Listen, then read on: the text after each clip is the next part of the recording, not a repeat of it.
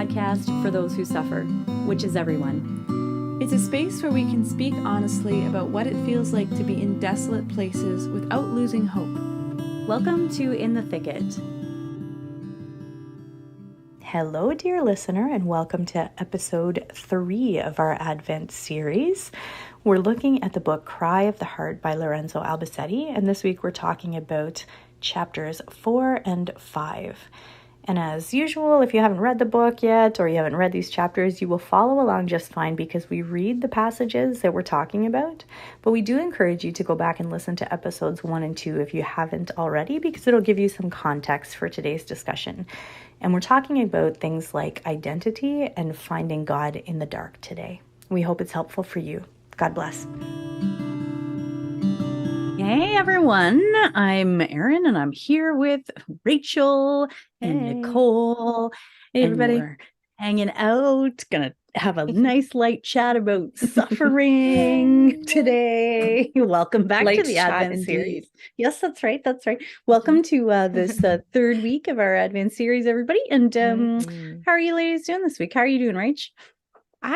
I'm doing okay. I'm wearing these like kind of like studio style headphones today, which looks kind of fancy, but they're actually not fancy headphones. They're kind of crappy studio style headphones. I'm oddly feeling disoriented because in the audioscape that is our usual experience of recording this, I have a familiar type of feeling about what I can hear in my headphones, you know? And today it's very different, and that feels very weird. So I'm a little bit disoriented. A little thrown off.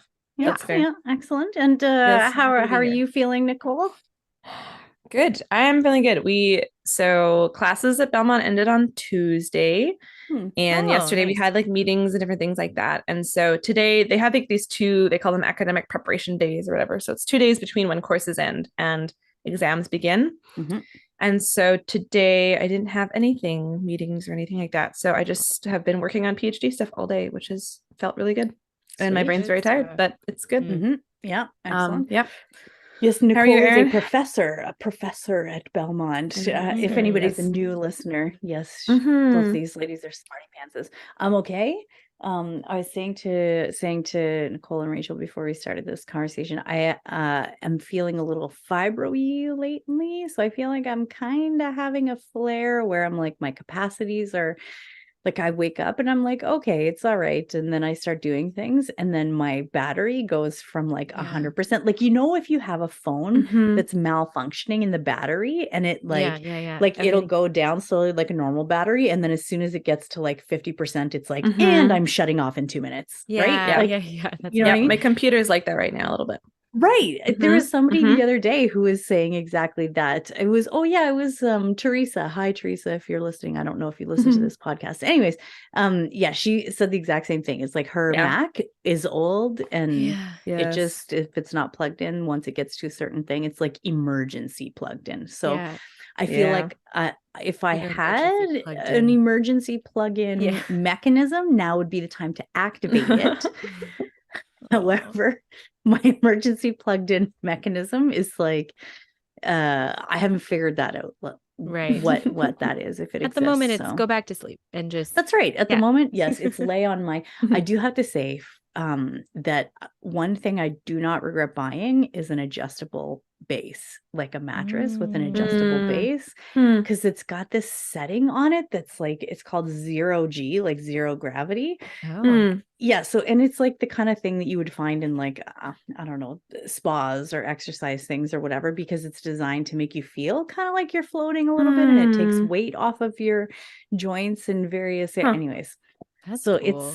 it was highly worth the investment, but my cat hates it with a fiery passion. Noisy or something? Yeah, because she's just a scaredy cat anyways. Like every single night she comes into my room. She sleeps in my room every night. I've never heard that phrase used. A scaredy cat for an actual cat. For an actual cat. I know, right? Yeah. That's cute. No, but she just acts like every day she comes into the room like it's the first time she's ever been in the room, and there are threats abounding. Like, it's like, anyway, so then with the addition of the bed, she's like, what the hell is that?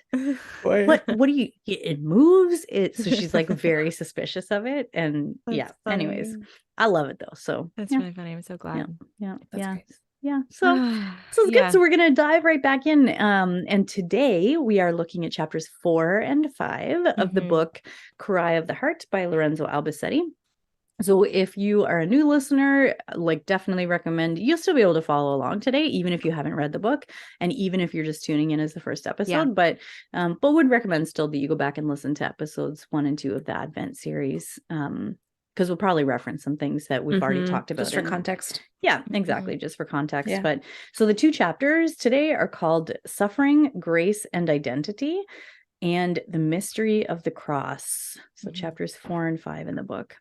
And so we can just start by just asking you guys what how about you, Nicole? What was one thing that kind of stood out to you about these chapters? I think that the thing that really stood out to me is that these 2 chapters I found hard to comprehend, to be quite honest. There was a lot in them that I wrestled with, like the parts that talk about the beauty of suffering or the transcendent nature. I'm like, I get it, but I don't get it. And I think, there's a beautiful line here. Let me see if I can find it, where he talks about how, here we go. When we are able to when we're suffering and maybe someone co-suffers with us in a way that comforts us and reminds us that we're loved, or when we are 47, or when we are able to unite our own sufferings with the sufferings of Christ, he says it is there that we are going to, so he's talking about, and before he talks a lot about questioning, that suffering causes us to question, like, why does this happen or what's happening, whatever. He says, it is there that we are going to penetrate and find the response inside God himself. And I think what hit me is he's trying to describe something in suffering that takes place inside God himself. He's trying to describe the mystery of the cross. He's trying to describe all of these things, which are, as he said, suffering is a mystery. And so as I was reading these, I'm like, yeah, it still is a mystery to me. And I think it's only something that you can really start to comprehend by experiencing, and experiencing uniting yourself with Christ in that suffering.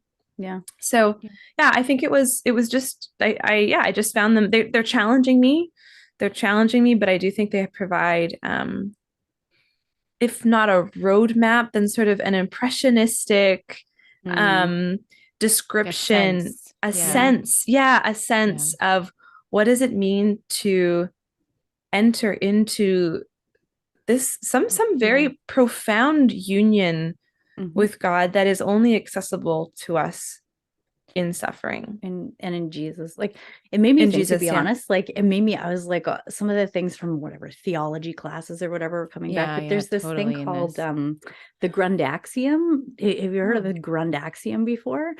So this is, see, all of the listeners who are listening now, you're going to be able to impress your friends. Grundaxiom. This is good because Erin and Rachel have both like studied some theology, and I haven't very much. I have actually a little tiny bit in undergrad, and my husband's a theologian, but a lot of the times, so I guess there's some things, but then a lot of the time they say things where I'm like, you can't see the face I'm making, but which it's is very perfect, kind of because I'm like, half the time I can't remember what I learned where and whether it's like common knowledge or whether it's like special. Anyways, I think the Grundaxiom is not common knowledge. Okay, right, I don't think that's common knowledge. Yes, so the Grundaxiom is it's something that Karl Rahner wrote about, and it basically, he says that that there's the immanent Trinity and the economic Trinity. So the immanent Trinity is the action that the Trinity has in itself, like between the Father and the Son and the Holy Spirit and what's happening there.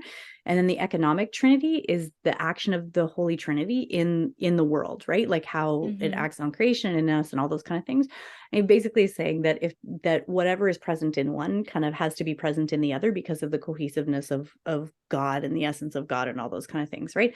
So even in suffering, like, this is why it's such a mystery that like we can be drawn up into in our sufferings, because Jesus, in like this expression of the economic Trinity of like being in time, in a body, in person, like experiencing all these things that we experience, that there's something of that's happening in the Trinity itself. And even I think Rahner also says like this is we're coming to the limits of what man can say about God in this, right? Mm-hmm. Like we're like, because to say even like the fathers of the church have like struggled with this for years, like how does God suffer? Like it's called like divine passibility. This is like what it's called, like, can God experience suffering even? And so the best that they could do is settle on this sentence of the unsuffering one who suffers. Yeah. Like that's the best they could do, you know?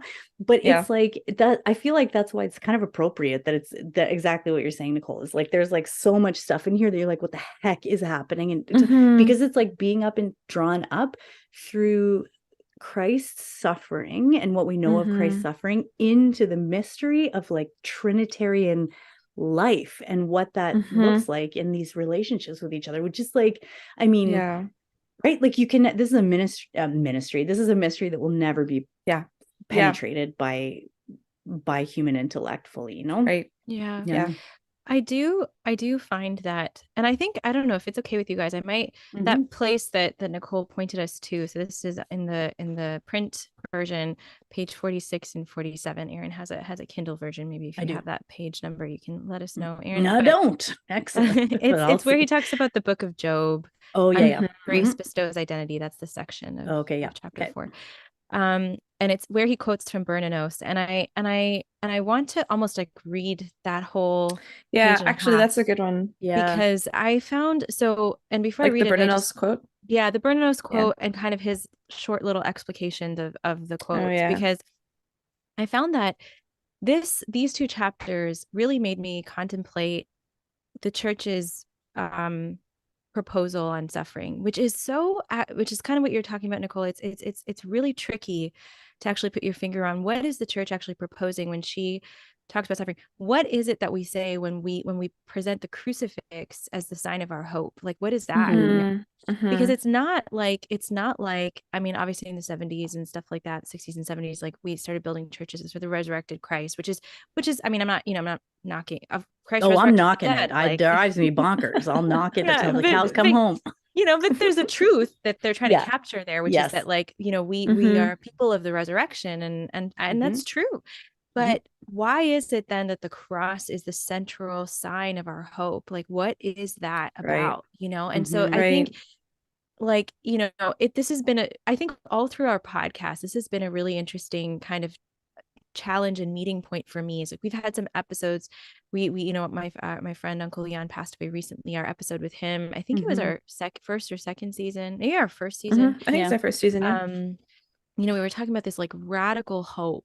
What does it mean to have radical hope? And that plays into some things that Albacete is talking about, because I think when you co-suffer with someone, sometimes you need to bring into that conversation a radical kind of, sometimes that's what they're looking for, like a statement of hope, not just sort of like an echo chamber of their pain necessarily, although sometimes that's what someone needs too, is just to be heard, like we've talked about.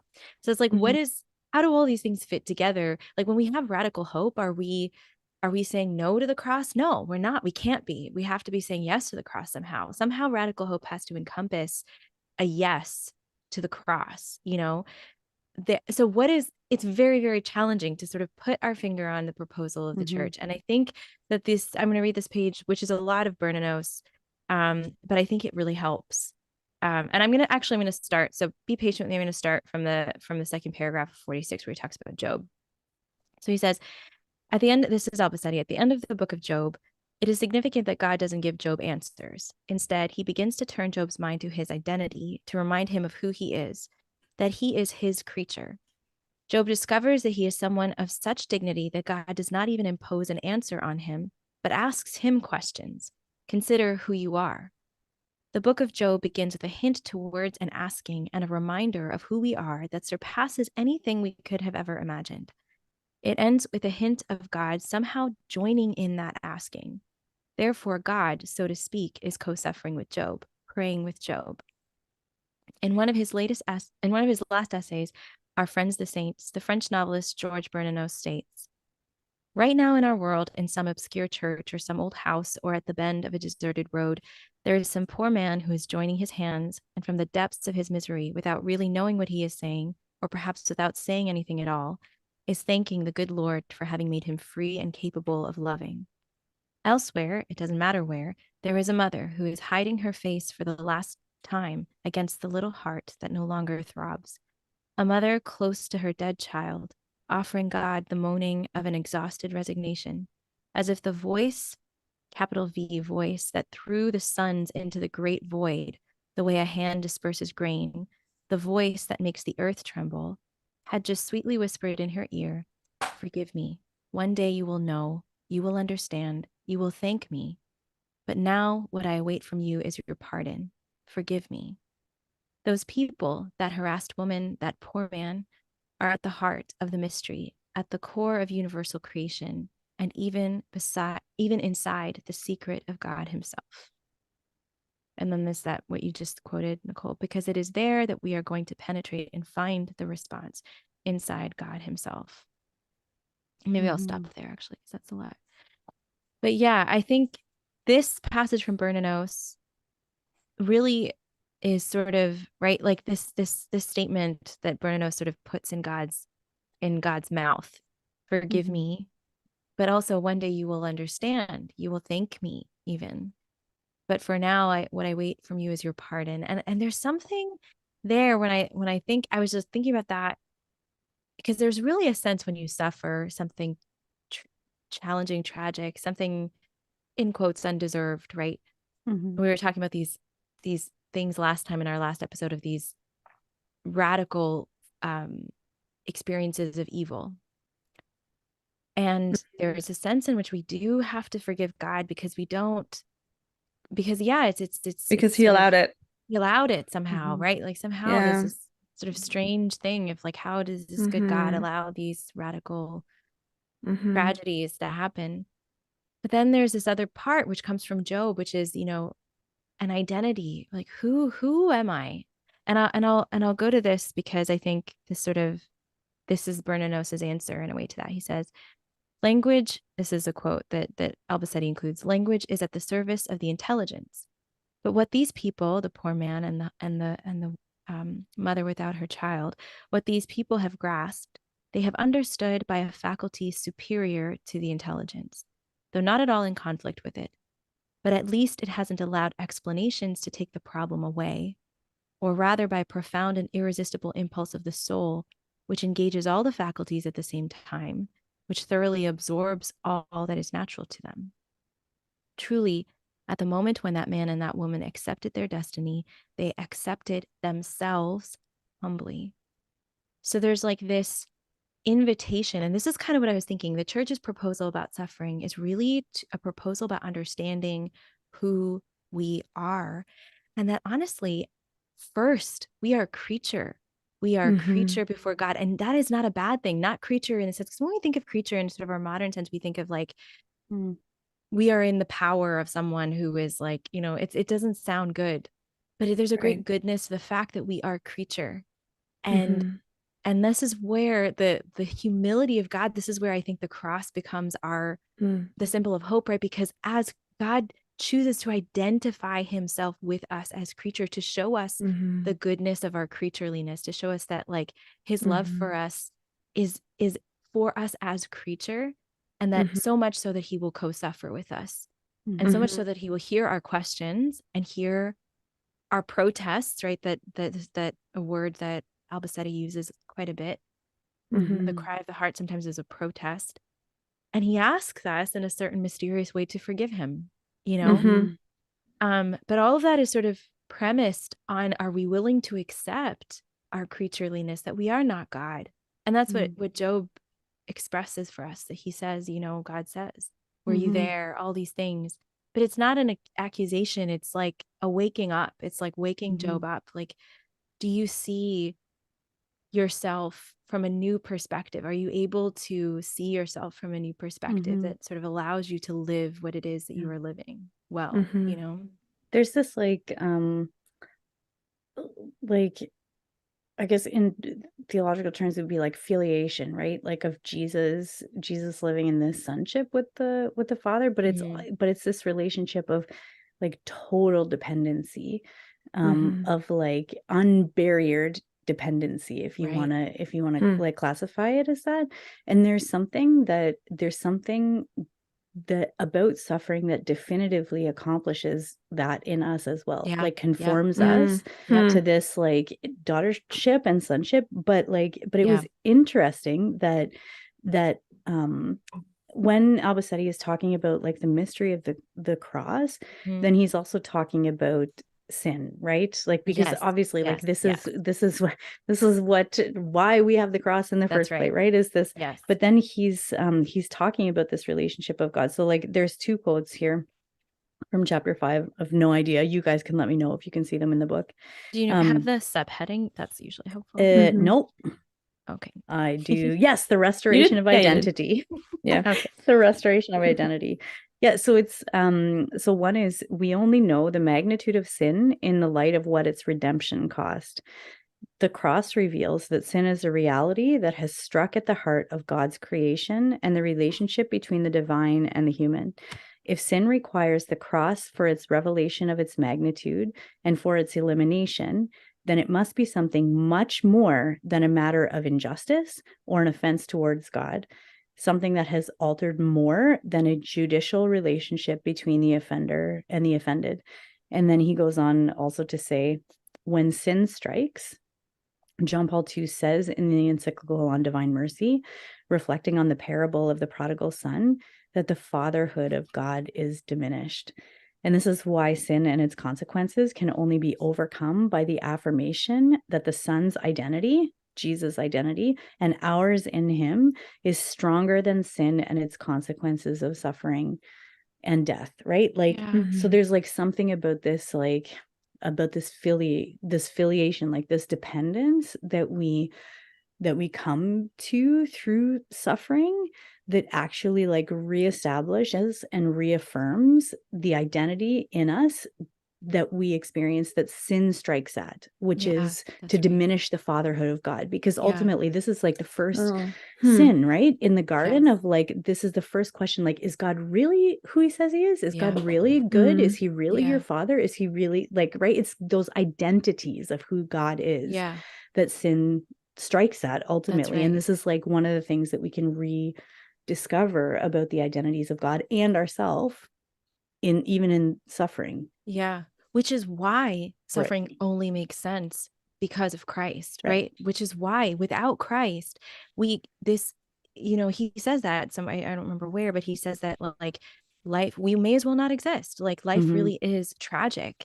The person, the reality of personhood really is just a tragic reality, if not for Christ. But then in Christ, and he talks about this too, John Paul II said in that sermon, he mentions like that, he's talking to humanists, and he tells the humanists, I hope you will give us this, that we worship man even more than you, and what does he mean by that? That like really God identified himself with us so closely that he became one of us. And in that, it's like, our identity is really a Christ identity, for like everything you're talking about, Erin. It's like, really, we are son and daughter of God always from the beginning, and sin strikes at that. And so God himself came to reveal that identity back to us in to his renew suffering, it, to solidify it. itself. Exactly. And he tied that to suffering. Exactly. And so it's like, but that's why suffering makes sense only with Christ. And it doesn't make sense, like, Albacete says, it's not like we're making sense of it in this sort of clear-cut, logical kind of way.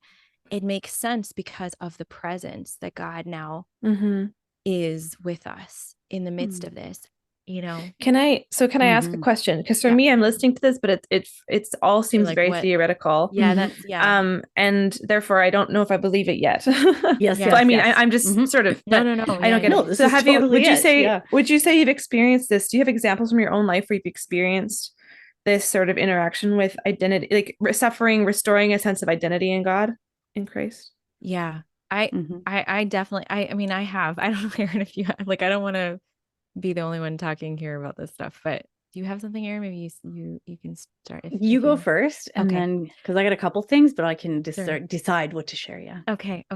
For me, so this whole podcast, right, the start of this podcast for me was this question, because it was like, it was not satisfying to me to sort of hope for material things that I was lacking or suffering without, or, like wherever the lack was, that was the cause of my suffering. It was not satisfying. It was not a satisfying answer to me to be like, well, maybe that lack will be filled, because what if it's not? And it wasn't satisfying to me to be like, well, if it's not filled, then, I don't know, like I will offer it out. Like all the answers that I had just were not satisfying. So so God sort of led me on this, is leading me on this journey, right? To experience my suffering as an experience of relationship with him now. And that literally was absolutely necessary for me in order for my life to have the kind of dignity that I knew that God said that it has. I knew that without experiencing Christ in my life as a gift through this suffering, as a deepening of my relationship with him through the suffering. So that sounds like normal stuff that people say, but the way that happened for me was moments of suffering, I would say, in the last 5-6 years that were so beyond my capacity to handle, right? So like totally wrecked me, I was completely raw and way, way past the shore in terms of I could not swim. I was drowning. And I could not run away from that. And in those moments of suffering, it was really honestly, truly looking at the cross. I mean, like literally physically standing before the cross, recognizing that Christ knew what I knew in that moment. Like that the feeling of drowning, the experience of drowning, the experience of feeling like I was being destroyed, right? Like that's really what suffering is like this encounter with death that we've been talking about. Like I felt like I was being destroyed. And then I was able to look at my God who let himself be destroyed so that in that moment, I would not be alone.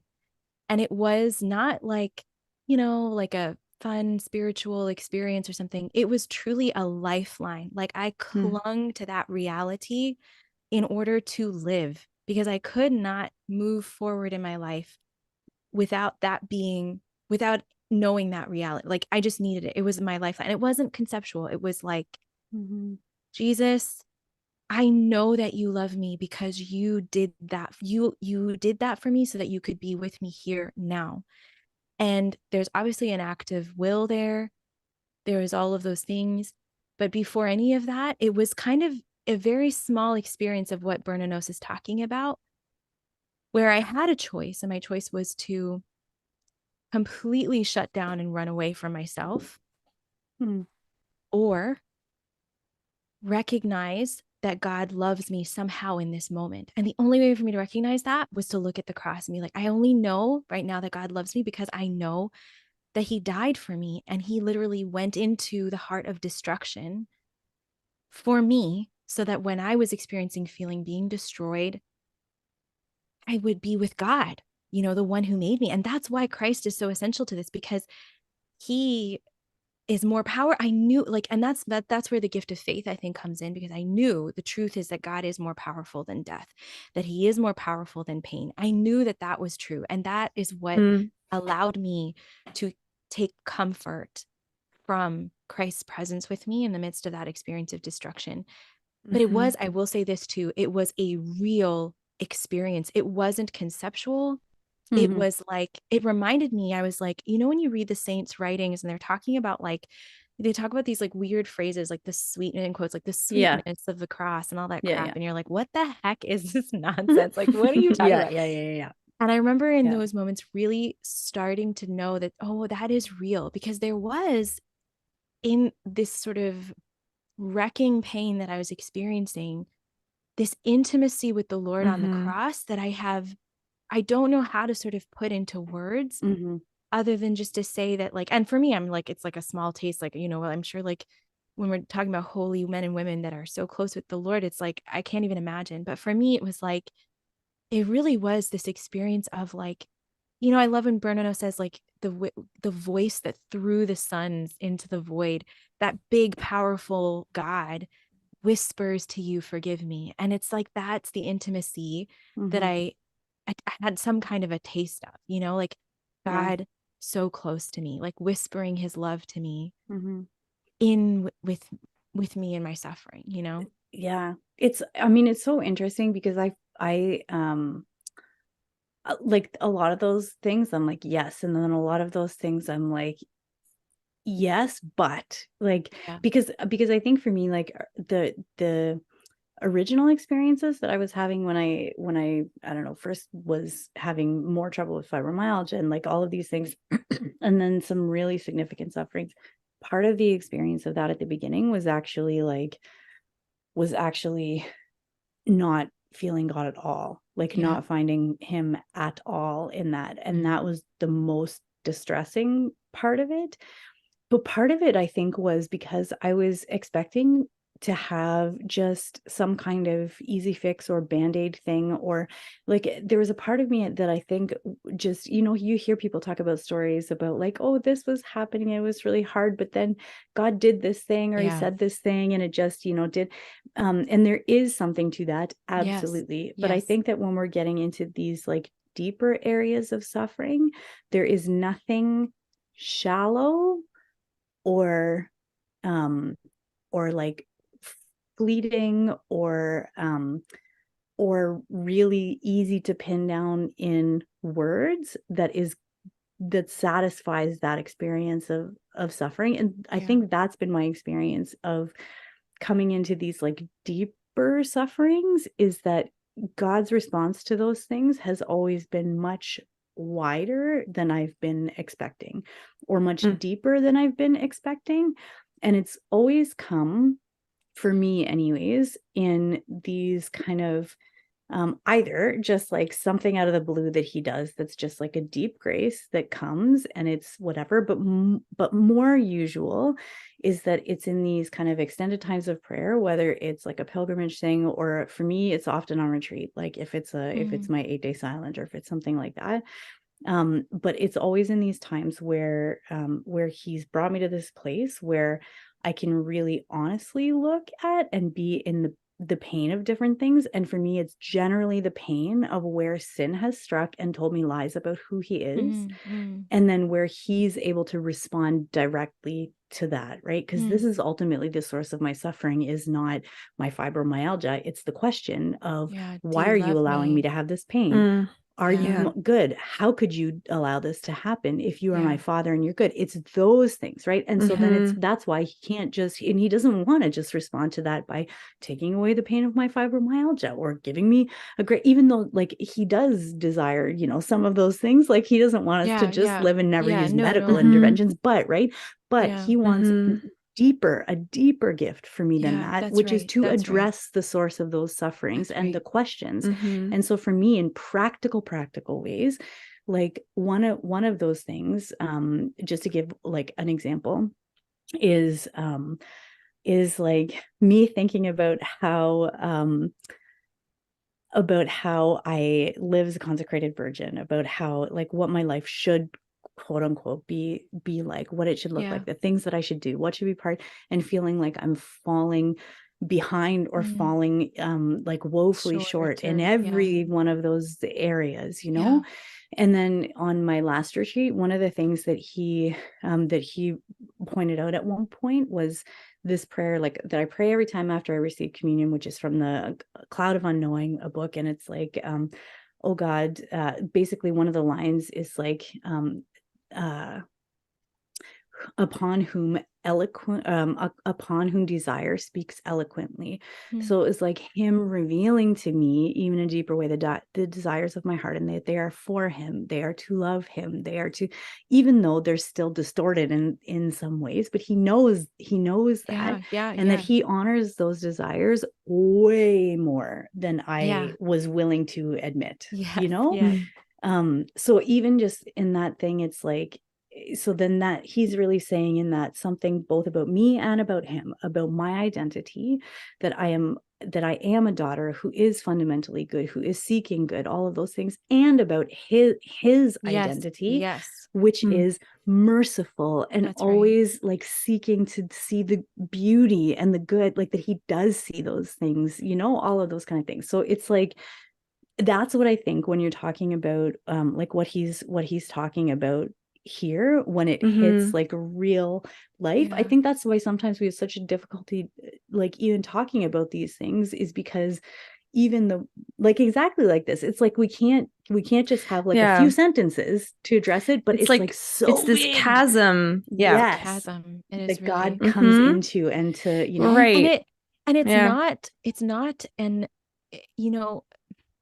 what you're saying, Erin, about those questions, and my experiences of sort of whatever my sufferings were, it's not like an event or an issue. It's not like a fixable problem. Right. When you, like you said, when you get into sort of these deep sufferings, it's not like, well, if these things change, like it's sort of, there's something happening that's about who you are, like you said, and who God is. It gets to the fundamental heart of like, what does it mean to be alive right now?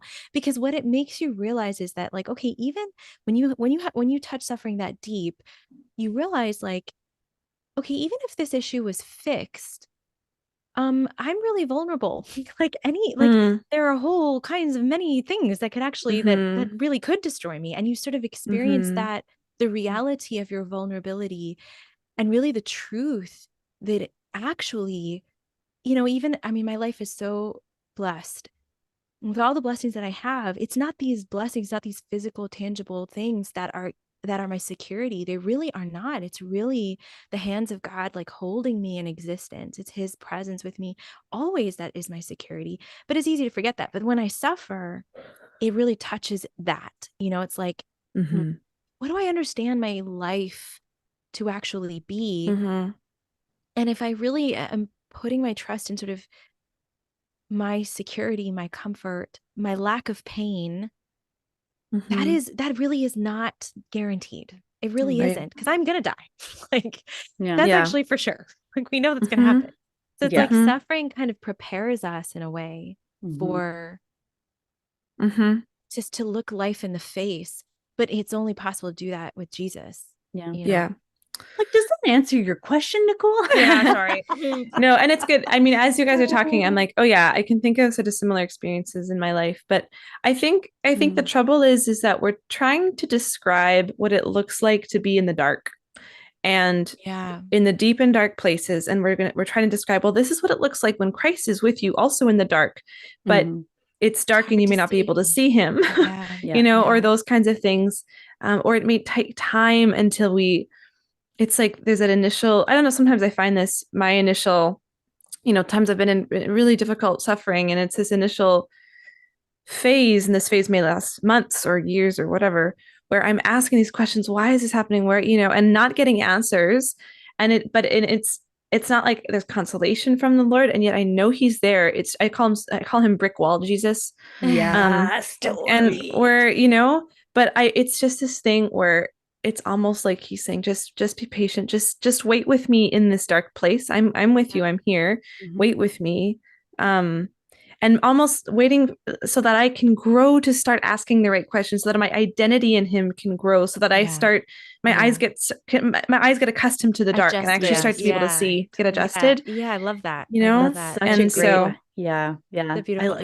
such a great way to describe it. And I was just gonna say, it's so personal to the person, right? Like, this is the thing, because even though the questions, we might share the questions, all of our experiences of our lives are different. The way the Lord speaks to our heart is different. Like, so how he responds to us and how he is with us is going to be a different thing. So then trying to experience that, to explain that to somebody else in the dark. I'm in the dark over here, and you're in the dark over here. We're going to talk about being in the dark. Right. And that's why co-suffering is so important, because it's like you go and you sit in the dark with somebody, and you don't attempt to explain to them what their darkness looks like, because you don't know, and you cannot know, but you can be with them. But if you go through your darkness with God, like openly, like with him, it gives you courage Mhm. to see other people there, Yep. right? It gives you the courage Yes. to wait.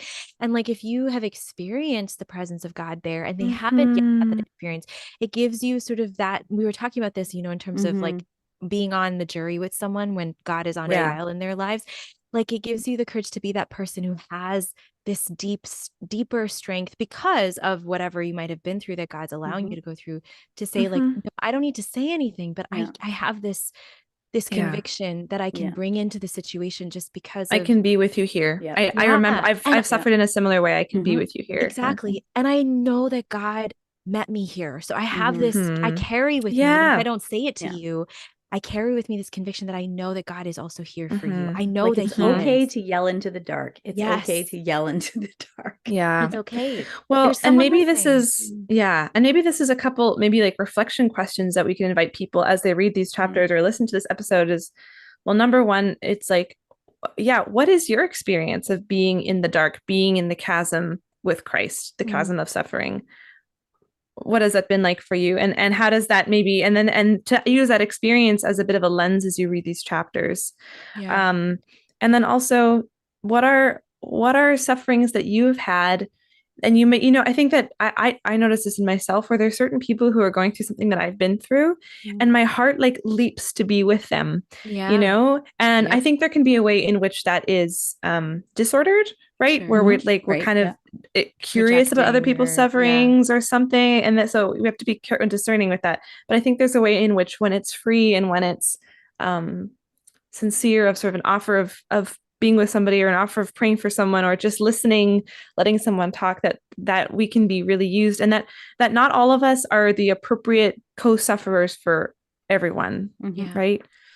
So there's also, I was thinking like, there's a prayer, like just the simplest prayer that has helped me. And again, I don't know, but it's just like a super simple prayer. And like when I'm going through moments like that, like now my prayer really is like, Lord, please don't leave me. Like that's my prayer, And I sometimes have to pray it like over and over and over again, but that really speaks what this cry of the heart, like sometimes it's like, Lord, I'm really pissed off at you, but like, which is also but still don't leave me. Yeah. Still exactly. That's exactly right. Like no matter what iteration. Well, it's like the small child who's like screaming at their mother because they're angry while she's holding them and they're also snuggling into her, know? Yeah. That's right. That's totally it. Oh my gosh. Okay. Well, listen, this was, I think this might be my favorite really of the episodes that we've even done so far. Yeah. Which is so funny because we started the episode being like, no, this is crazy. What if here makes sense? How do we read this? Which is good. But the Lord is good, So I mean, it still doesn't really make sense, but right, exactly, because it's mystery. See, that's it. Yeah. Well, listen, so next week, dear listener, will be our last of the Advent series, and we're going to be looking at chapter 6, and then just our final kind of thoughts and impressions from the book, things like that. So we'll look forward to chatting with you next week. And then we're taking a break after that for the holidays. Is that right? And then we're taking a break. So we're going to take a break after that. And I think we are going to we'll take a break for Christmas. And then I think we come back on either the 15th or the 22nd of January. I'll have to look it up. Mid to late January. We will let you know for sure. We will. Next episode. Sounds good. All right. All right. Thanks for being with us. For you. Yes. Yeah. We love you all. Yes. See you next week. God bless you. Bye. Thank you for joining us for this episode of In the Thicket. If you like what you hear, give us a rating and hit that subscribe button. We have new episodes every Monday with more stories and honest conversations about life when the going gets rough and the hope and humor amidst it all. We'd love for you to join our community on Instagram and Facebook at In the Thicket Podcast. While you're there, let us know how we can pray for you. God bless and see you next week.